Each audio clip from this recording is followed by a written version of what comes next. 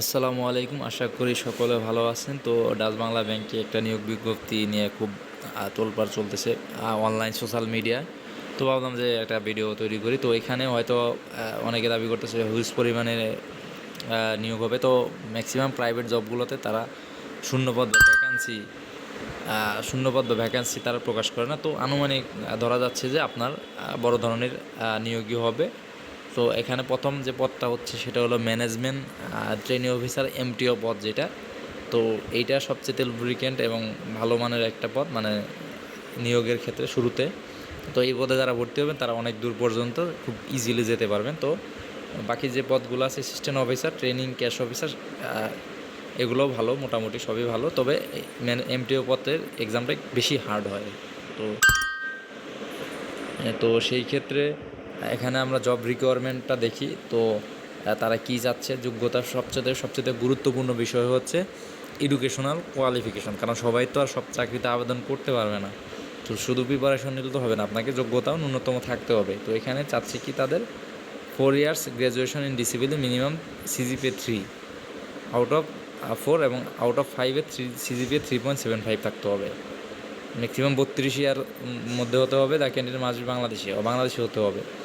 তো এটার আপনার স্যালারিটা অনেক বেশি, হাই স্যালারি 70,000 এর উপরে চলে যাবে। তো এটা যেহেতু আপনার বড় ধরনের একটা চাকরি, তো সেক্ষেত্রে আপনাদের ভালো একটা সিজিপিএ লাগবে, অনার্সে 3-র উপরে লাগবে। যে কোনো ইউনিভার্সিটি ন্যাশনাল হলেও সমস্যা নেই, কিন্তু আপনার সিজিপিএ এবং তাদের রিকোয়ারমেন্ট আপনাকে ফুলফিল করতে হবে। এখন আসি অ্যাসিস্ট্যান্ট অফিসার। সেখানে আপনার কী চাচ্ছে, মোটামুটি এডুকেশনাল কোয়ালিফিকেশন আর স্কিল যেগুলো আছে ওগুলো মোটামুটি সকলের কম বেশি থাকে, ওটা কোনো বিষয় না।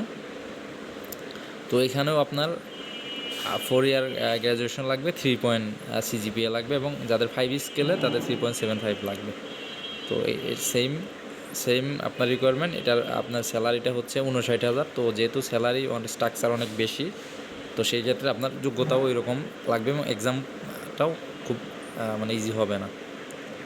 তো এখন দেখি ট্রেনিং ক্যাশ অফিসারের কী অবস্থা, এখানে কি চাচ্ছে তারা।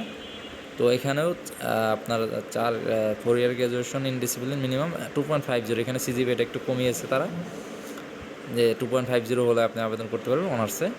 আর 5 স্কেলে থাকলে আপনাকে 3.12 এরকম আপনার সিজিপিএ লাগবে। আর 32 বছরের মধ্যে হতে হবে। ক্যান্ডিডেট মাস্ট বি বাংলাদেশি হতে হবে। এটার বেতন হবে 41, না, এটা 26,000 স্টার্টিং স্যালারি হবে এখন। তারপরে আপনার 1 বছর পরে 41,000 হবে। তো এখানে মোটামুটি ভালো আছে, সুযোগ সুবিধা সব কিছু ঠিক আছে।